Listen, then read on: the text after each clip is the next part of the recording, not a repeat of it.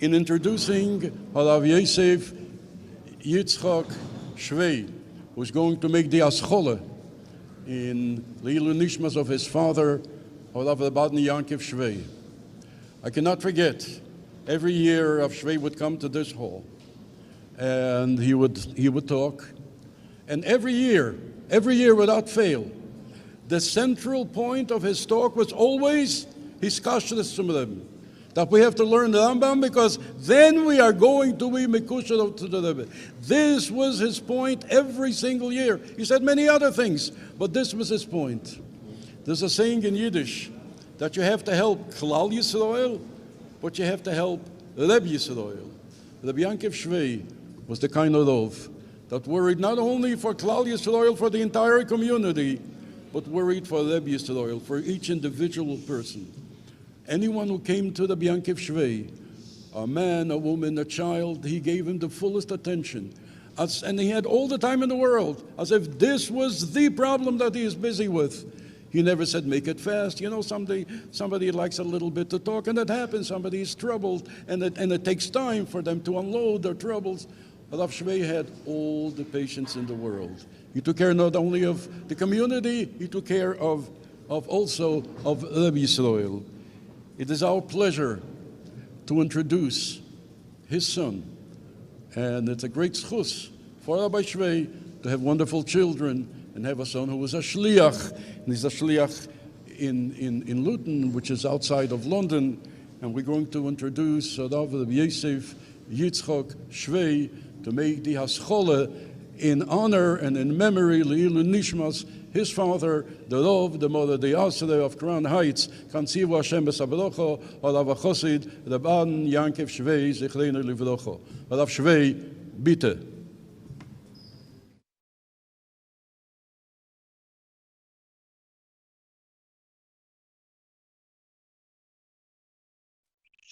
In Crown Heights, the fast didn't start.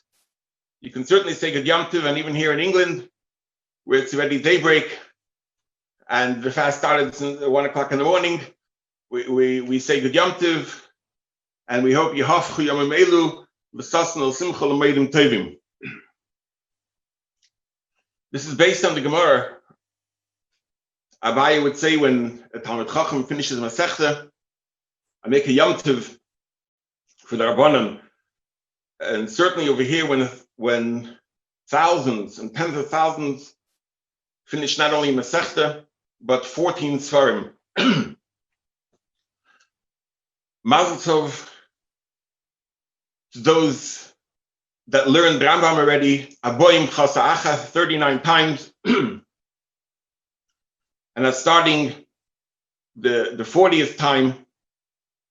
The significance of 40, Leikoyimin Shadait Derari Adavoyin Shnin. Mazel Tov to those that learned the Rambam throughout the year, the last year. Mazel Tov to those that learned the whole Rambam throughout the last 3 years. Mazel Tov to those who finished Sefer Mitzvahs. We can certainly make a bracha. Shechiyanu v'kimanu v'giyanu lizman hazeh. The Eibusha gave us the koyach to learn the whole Rambam another time. This is certainly a Yom Tov L'Rabbanan. The Siyum Rambam is not only giving the Rebbe covered, giving the Rambam covered. It's the way the Rebbe emphasized that the Ike reason for celebrating the Siyum Rambam is to add strength and encouragement into the quantity and the quality of learning of Rambam, especially when the Siyum Rambam of Shleisha Prakim and Gimel Prakim come together, and there are many who learn Perek Echad are going to start learning Gimel Prakim, and many who learn Sefer Mitzvahs are going to start learning Perek Echad. I am very grateful to Rabbi Butman and the organizers of the Siyum who have given me the privilege to start the 40th cycle of Limud Rambam in honor of my father. And truthfully speaking, it's needless to say how my father was devoted to the learning of the Rambam, in spite of whatever time of the day it was, he just wouldn't go to sleep until he finished the limud Harambam. But the siyum Harambam was something special for him.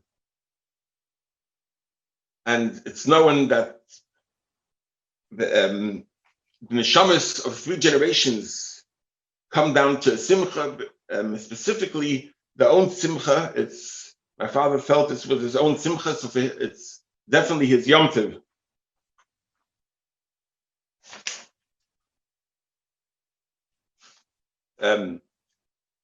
Nearly 2 years ago, when he suffered a cardiac arrest, and Baruch Hashem, he miraculously recovered from that.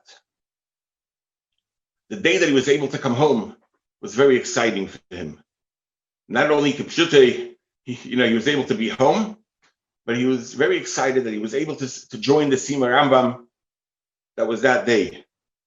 In spite of the difficulty for him going up and down the stairs, in spite of my mother, sein gesund, doing her job, trying to protect him, trying to convince him, don't go, but be'emes, you couldn't stop him. This is what gave him chayes. The haschola from the Rambam. Yisoides v'amud ha'chochmes leida sheyesha motzirishin v'mamtzi kol nimtza v'chol nimtzoim mishamayim v'aretz mashvineim lenimtzu el mamitas imotzei. The foundation of all foundations and the pillar of all wisdom is to know that there's a primary being who brought into being all existence. All the beings of the heavens, the earth, and what is in between them come into existence only from the truth of his being. If one would imagine that he does not exist, no other being can possibly exist. About 10 years ago, Tafshinayin, my father pointed out the advantage of these words, the beginning of the Rambam, over the end of the Rambam, where the Rambam says, so there's something there. There's something under the water. The water is covering up, and the world will be filled with knowledge, covering up the other mitzias. But over here, the Rambam is saying that there's no mitzias in the world besides the Eibishter. There's nothing exists in the world. The Rambam starts with the union of Einoid Mulvadei, and then he goes in with what the Rambam calls Havayas Abai Berova, the discussion of Abai Berova, the details. That is what a Chassidish Rov is. First a Chassidish and then Rov. Not the pshat that you take a Rov and you make a Chassid out of him, but it's the Chassid is first, and then he's a Rov. Chassid is before the halacha. Last week we learned from Pirkei Avos, Arba Midas B'deis. There's 4 different types of temperaments. The one that's kosh shalicha is v'neach li'otzis, difficult to anger and easy to appease, is a chassid. My father was a kosh shalichis, difficult to anger. I remember he used to work checking the Lekutasichis in the Lamids. He used to work in this for many, many nights before he went into the Rebbe. Sometimes he stayed up nights. I had the schus of helping him opening up the Sfarim to the right Maramakimis, piling them up and then putting them back. In the morning, on my way to yeshiva, I had to take this envelope and drop it off in Vad Lafatsichis. One time, I took the envelope a bit too far. I took it with me to yeshiva, and I got to yeshiva. I didn't want to take it back right away. It was davening. I thought I'll take it back after davening. I put it on the table, but I forgot about it completely until I got home. And my father asked me, what happened to the envelope? And I realized I forgot. He didn't get angry with me. He just told me, he asked me, let's go to yeshiva. Help me find it. And that's etched in my memory. How there were things that most people would get angry about after working so many hours and should get lost. But he didn't. My father once told us that he accepted the bonus because he really enjoyed, he had a pleasure, kind of, to help other people. And Taka, he didn't just answer shilas. He was listening to the shilas in such a way that the one who was asking felt important, that he's asking a good shaila. He taught the emunah and the Eibishter and Yerushalayim in a wonderful way. I remember once in yeshiva in Ocean Parkway, there were some Russian children. They used to come to Ocean Parkway just for the secular department, for the English, and that day the teacher wasn't there.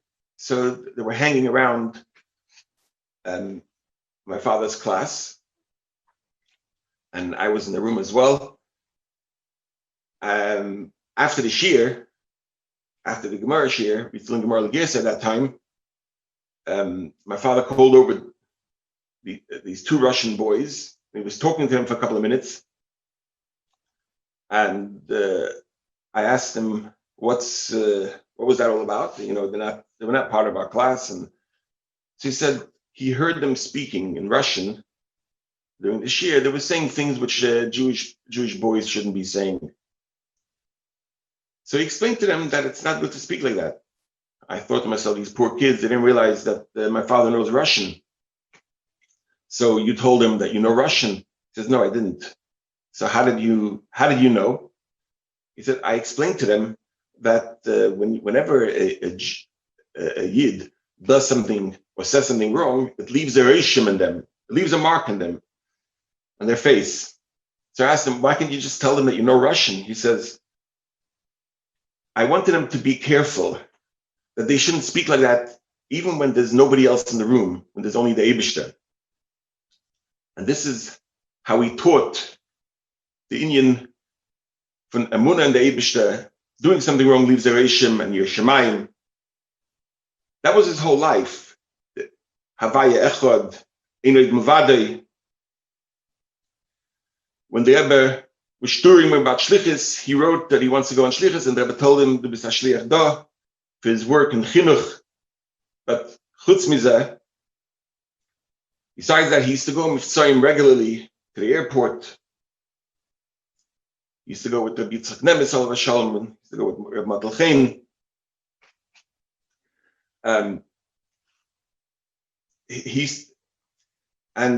One time, I'll conclude with this. He met this young couple in the airport, and he asked the husband to put on tefillin, and he didn't want.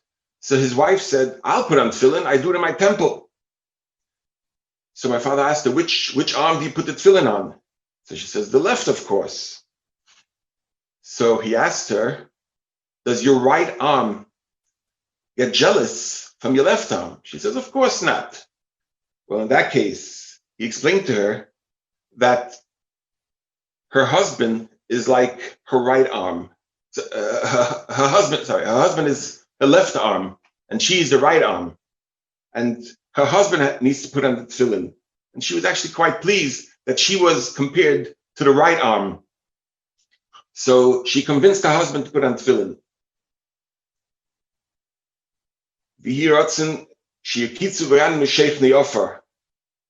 He should join, my father should join us, not only in the siyum harambam, but in the siyum hagolus.